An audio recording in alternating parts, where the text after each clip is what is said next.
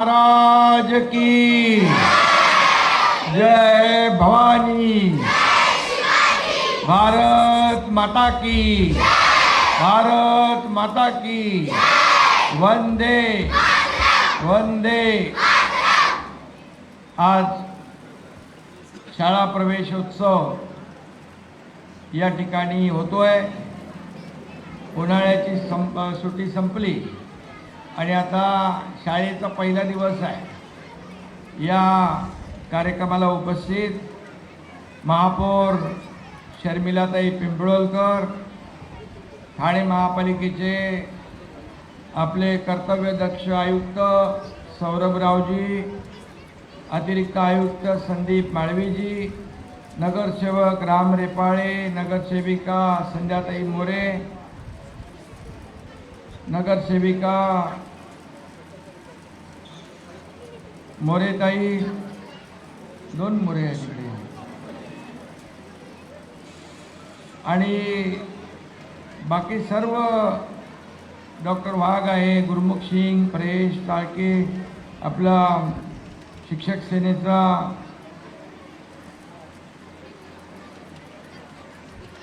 कलाकार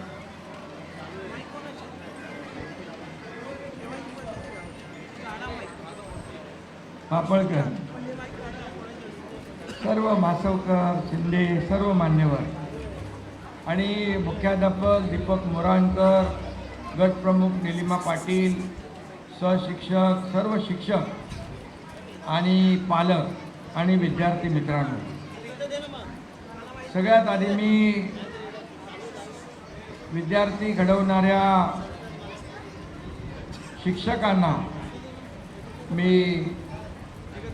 धन्यवाद देतो, त्यांना वंदन करतो आणि आज माझ्या सर्व लाडक्या विद्यार्थ्यांना मी भेटायला आलेलो आहे। सर्व लाडके विद्यार्थी, खरं म्हणजे शाळेचा हा पहिला दिवस आहे आणि शाळा हे विद्यार्थ्यांच्या उज्ज्वल भविष्याचं दार असतं आणि हे दार उघडून आज तुम्ही आतमध्ये आलेला आहात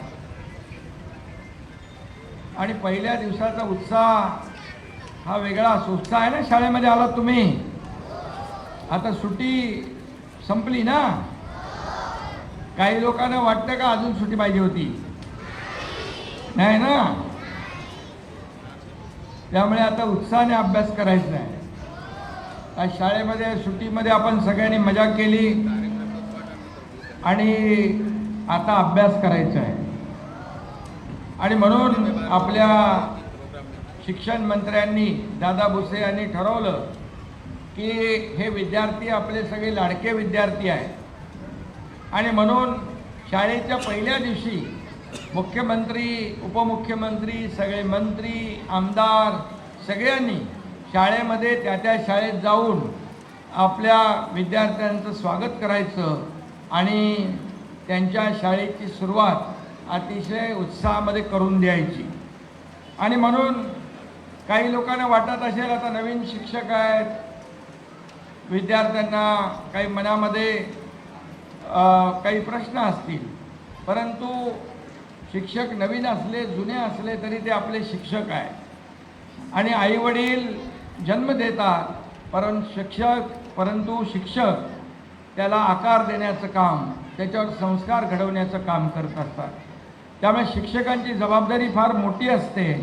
आता आपल्याला माहीत आहे, नवीन शाळेत आलं की आनंदही असतो, थोडं टेन्शनही असतं आणि खऱ्या अर्थाने टेन्शन वगैरे काय घ्यायचं नाही आणि काही टेन्शन घेऊ नका। टेन्शन गया पेन्शन लेने को, असं समजा आणि काही बिनधास्तपणे आपलं कुठलंही टेन्शन मनामध्ये दडपण न ठेवता आपल्या प्रत्येकाच्या इयत्तेमध्ये अभ्यास करायचा आहे। आणि आता मी बघतो ही शाळा अतिशय भव्य दिव्य झालेली आहे। त्यावेळेस मी या शाळेचा विद्यार्थी आहे, शाळा क्रमांक 23, आणि त्यावेळेस माझे वर्ग शिक्षक परब गुरुजी होते, रघुनाथ परब गुरुजी, निकम सर होते, पाठक सर होते, राणे गुरुजी होते, राऊतबाई होत्या, सगळ्या लोकांची आजही मला नावं आठवत आहेत. मला आता महापौरांनी पण सांगितलं तेही या शाळेत शिकलेले आहेत. बघा, या शाळेत शिकलेला महापौरही होतो आणि राज्याचा मी मुख्यमंत्री झालो, राज्याचा उपमुख्यमंत्री आहे, राज्याचा विरोधी पक्षनेताही झालो. त्यामुळे या शाळेमध्ये महापालिकेमध्ये पूर्वीची आपण पाहिली की चाळ आयुक्त महोदय चाळ होती, त्याला दरवाजे पण नव्हते. मग आतमध्ये पहिले यायचं, स्वच्छता करायची, साफसफाई करायची, मग वर्गामध्ये बसायचं, अशी त्यावेळची परिस्थिती होती. तोही एक वेगळा आनंद होता. आता हे सगळे विद्यार्थी अतिशय नशीबवान आहेत. चांगली इमारत या ठिकाणी उभी आहे आणि त्यांना चांगल्या सोयीसुविधाही आहेत. परंतु मी आपल्याला सांगतो की मोठी जी व्यक्तिमत्व झाली, आपले देशाचे पंतप्रधान देखील महापालिकेच्या शाळेत शिकलेत. त्याचबरोबर महापालिकेच्या शाळेत शिक्षण घेऊनच थोर शास्त्रज्ञ जे आपले डॉक्टर अनिल काकोडकर तेही महापालिकेच्या शाळेत शिकले. आपले पूर्व राष्ट्रपती APJ अब्दुल कलाम तेही महापालिकेच्या शाळेत शिकले.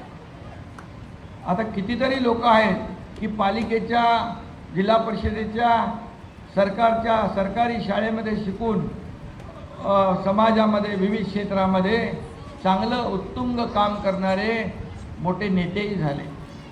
म्हणून मी आपल्याला सांगतो, शाळा अतिशय एअर कंडिशन असेल, फी जास्त असेल, तिथं सोयीसुविधा जास्त असतील, मग ती शाळा चांगली. आणि महापालिका आणि सरकारी शाळा आणि याच्यामध्ये बिलकुल काही फरक नाही. त्या ठिकाणी शिक्षक कसे आहेत, शिक्षण कसं आहे, कसे शिकवतात, याला फार महत्त्व आहे. आणि म्हणून शिक्षकाला फार महत्त्व आहे. शिक्षक हा या विद्यार्थ्यांवर आपल्याला संस्कार घडवण्याचं काम करत असतो. आणि म्हणूनच इथली शिक्षक देखील कोणी काही कमी नाही, सगळे चांगले शिक्षक आहेत, चांगले रिझल्ट आहेत या शाळेचे. हम भी किसी से कम नहीं असे आपले शिक्षक आहेत. आणि शिक्षकांना देखील आपण सोयीसुविधा, त्यांचे प्रश्न सोडवण्याचं काम करत असतो. त्यामुळे जसं त्यांच्याकडून ज्ञानदानाचं, शिक्षणाचं आपण काम चांगलं झालं पाहिजे अशी अपेक्षा करतो, तशाच प्रकारे त्यांच्या देखील काही समस्या असतील त्या सोडवणं आपलं कर्तव्य आहे. आणि म्हणूनच मी आपल्याला सांगतो, शिक्षकाचं महत्त्व अनन्यसाधारण आहे आणि हा शिक्षकच सगळ्यात महत्त्वाचा आहे. डॉक्टर सर्वपल्ली राधाकृष्णन यांचं एक सुप्रसिद्ध कोट आहे, a lawyer's mistake is buried in the files and engineer's mistake is hidden behind the bricks of a wall. A doctor mistake is buried in the graveyard. आणि but a teacher mistake reflects in the society and the nation for generation. शिक्षकांची एक चूक आपलं देशाचं भवितव्य जे आहे ते घडवत आहे. त्यामुळे शिक्षकाची जबाबदारी सगळ्यात मोठी आहे. आणि म्हणून मी नेहमी सांगतो, आपल्या आयुष्यामध्ये आईवडिलांचं जसं स्थान असतं तसंच शिक्षकांचं स्थान देखील अतिशय मानाचं आणि आदराचं आहे. आणि म्हणून शिक्षकांना आपण नेहमीच शिक्षकांचा आदर केला पाहिजे आणि गुरुजनांचा आदर करणं हे नेहमी आपण पाळलं पाहिजे. आणि म्हणूनच शिक्षकांची जबाबदारी मोठी आहे, ती शिक्षकांनी देखील सांभाळली पाहिजे. तुमच्या हातात हे देशाचं भवितव्य आहे आणि म्हणूनच हा भारत हा आपल्या तरुणाईचा देश आहे. आणि म्हणून हे उद्याचं हे भवितव्य आपल्यासमोर बसलेलं आहे. आणि म्हणूनच या महापालिका शाळेमधली मुलं नावलौकिक केलं आहे. माझं तर उदाहरण तुमच्या समोर आहे. मी त्या राज्याचा मुख्यमंत्री देखील झालो आणि असे अनेक लोक या ठिकाणी मोठ्या पदावर काम करतात. आणि म्हणून देशाचं भवितव्य घडवणं आणि सुजाण नागरिक घडवणं हे शिक्षकांची जबाबदारी आहे. ती आपण पार पाडली पाहिजे. कारण ही विद्यार्थी जे आहे ही देशाची संपत्ती आहे, हे देशाचं ऐश्वर आहे. आणि म्हणून या विद्यार्थ्यांना आता आपल्याला आकार देण्याचं, संस्कार देण्याचं काम या ठिकाणी करायचं आहे. पुस्तकी ज्ञानासोबत बौद्धिक, सामाजिक, मानसिक आणि शारीरिक विकास करण्याची जबाबदारी देखील आपल्या शिक्षकांची आहे. मातृभाषेतील शिक्षणामुळे विद्यार्थ्यांची आकलन क्षमता वाढत असते आणि म्हणून या ठिकाणी विद्यार्थी घडवताना रोजची प्रार्थना असेल, खेळाचा तास, विविध स्पर्धा यांच्या माध्यमातून विद्यार्थ्यांवर संस्कार आणि शिस्त घडवण्याचं काम देखील शिक्षक करत असतात. आज मैदानी खेळ फार कमी झालेले आहे, परंतु पूर्वी पीटी होती आणि मग मुलं देखील खेळायचे, आम्ही देखील त्याच्यामध्ये विद्यार्थी म्हणून भाग घेत होतो. आता थोडंसं आपल्याला शिक्षक देखील टेक्नोसॅव्ही झालेत, ॲडव्हान्स टेक्नोसॅव्ही शिक्षक मुलांना चांगलं शिक्षण देऊ शकतात. परंतु मैदानी खेळ देखील या ठिकाणी मुलांना आले पाहिजे, त्यासाठी देखील सरकारने नवीन धोरण केलेलं आहे. त्याचा देखील फायदा ते आत्मसात करण्याचं काम इथं केलं पाहिजे. आणि म्हणून मी आपल्याला मुद्दाम आठवण करीन, मुख्यमंत्री माझी शाळा सुंदर शाळा या अभियानामध्ये शाळांमध्ये आमूलाग्र बदल झाले. मी त्यावेळेस मुख्यमंत्री होतो आणि त्या उपक्रमांची गिनीज बुक ऑफ वर्ल्डमध्ये रेकॉर्ड बी देखील झालेला आहे. आणि म्हणून आपण कुणी कुठेही काही कमी नाही आहे, सगळे लोक एक से बढ़कर एक टॅलेंट आहे आणि म्हणून त्यांना घडवण्याचं काम शिक्षकांना करायचं असतं. मुलांच्या पाठीवरचं ओझं देखील आपण दप्तराचं कमी केलेलं आहे. शालेय पोषण आहारात आपण सुधारणा केलेल्या आहे. या देशाचं भवितव्य मुलांना तुमच्या हातामध्ये आहे आणि म्हणूनच जे जे काही हवं, जे जे काही ज्या ज्या काही सोयीसुविधा पाहिजेत त्या देण्याचं काम नक्की आपण करू. अगदी मी शिक्षकांना एवढंच सांगू इच्छितो, पहिल्या बेंचपासून ते शेवटच्या बेंचपर्यंत आपल्या मुलांवर पूर्ण लक्ष असलं पाहिजे, त्याला अभ्यासाची गोडी लागली पाहिजे. अशा साध्या सोप्या भाषेमध्ये शिकवणारे शिक्षक देखील आपण पाहिले. आणि मी एका नाशिकमध्ये शासकीय जिल्हा परिषदेची शाळा होती, त्या शाळेत गेलो होतो. मुलांना मी आपल्याला सांगतो, मला अतिशय तिथं मी म्हणेन अजिबात म्हणेन की तिथं जे पाहिलं मी ते विद्यार्थी दोन्ही हाताने लिहित होते. एका हाताने इंग्रजी लिहित होते, एका हाताने मराठी लिहित होते. अशी बुद्धिवान मुलं होती.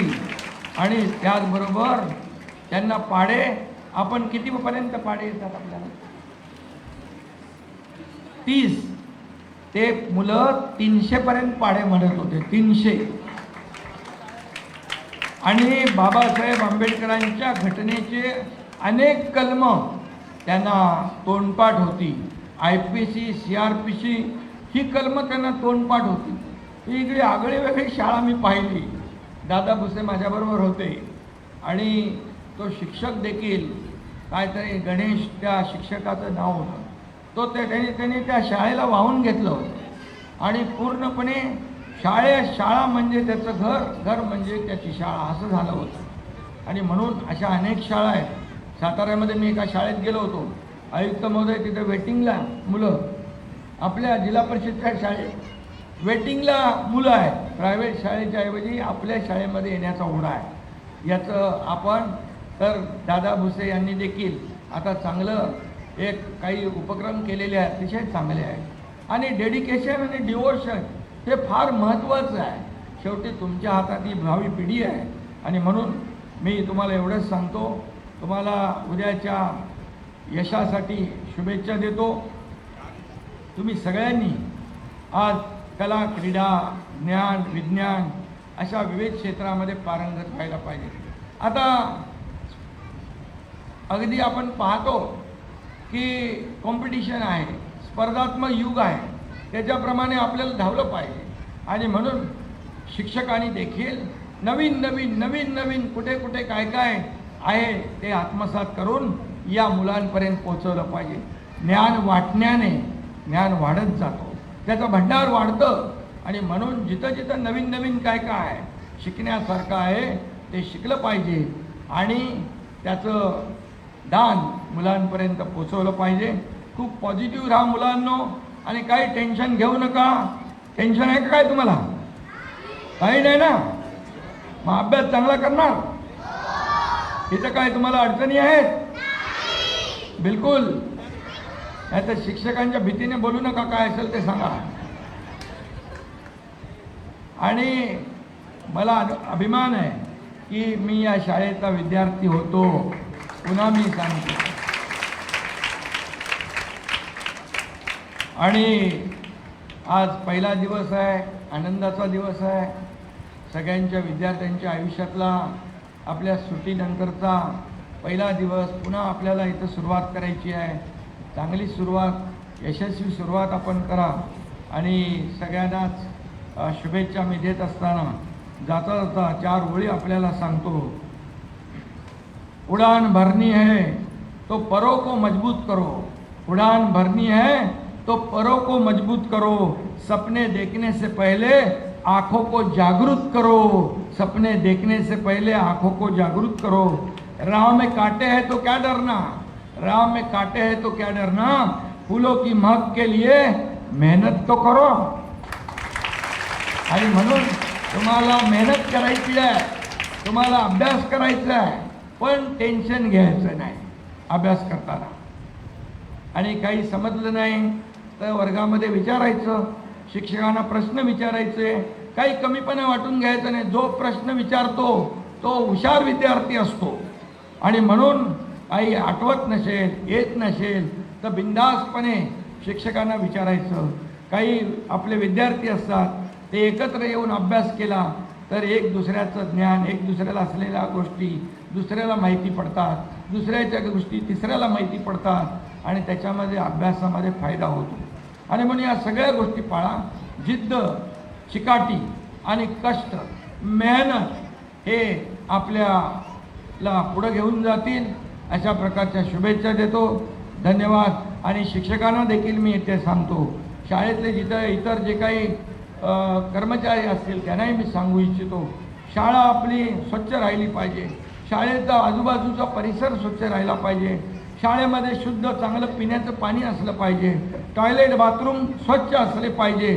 जिथं आपण विद्यादानाचं काम करतो आणि विद्यादान ग्रहण करण्याचं काम करतो तिथं ती वास्तू अतिशय सुंदर असली पाहिजे, स्वच्छ असली पाहिजे. आयुक्त इकडे आहेत.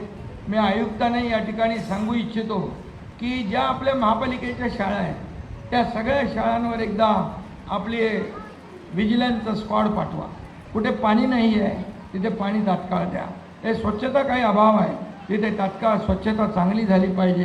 कुठे तुटफूट झालेली आहे त्याही ठिकाणी आपण लक्ष द्या.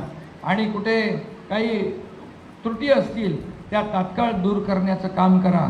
तुम्हाला माहीत आहे पैसे कमी पडणार नाहीत. मी आहे इथे पैसे द्यायला.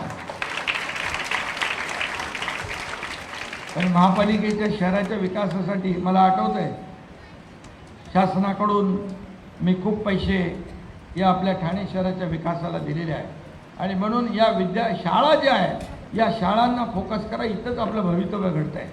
आणि म्हणून यांना सगळ्या सुखसोयी ज्या आहेत या मिळाल्या पाहिजे अशी माझी अपेक्षा आहे. पुन्हा एकदा सगळ्यांना शुभेच्छा. धन्यवाद. जय हिंद, जय महाराष्ट्र.